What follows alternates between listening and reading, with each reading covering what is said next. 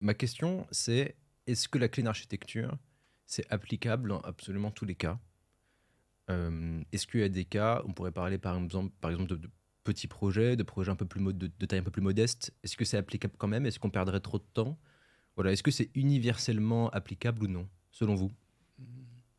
Bah, moi, j'aurais tendance à dire que c'est une question d'habitude et que très clairement, typiquement, moi, je me fais des templates de clean architecture, je pars sur ce template-là et honnêtement, un petit projet, je débranche le cerveau parce que je trouve que pour réfléchir à la clean architecture est largement meilleur que justement un projet où on va pas avoir de structure, etc. de base et qu'on part un petit peu parce qu'on se dit que c'est un petit truc, etc. Sauf qu'un petit truc, ça reste jamais vraiment qu'un petit truc. Et du coup, bah, en soi, si tu as l'habitude et que tu as déjà un template ou une façon de faire qui est déjà là, pour moi, la clean architecture, c'est partout.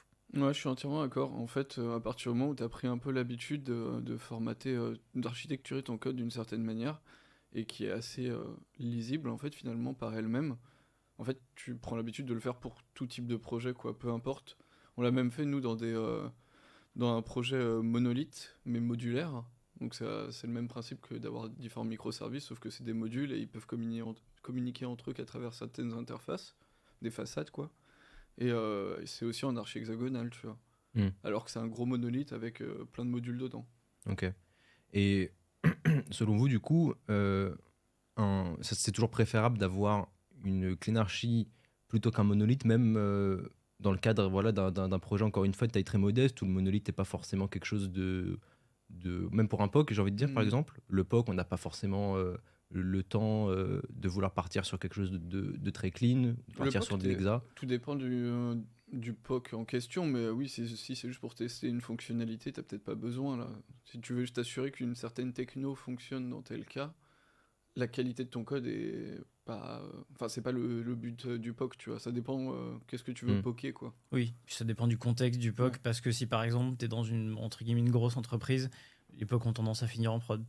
Oui. Donc en soi, c'est toujours se rendre un peu service que d'avoir une base saine.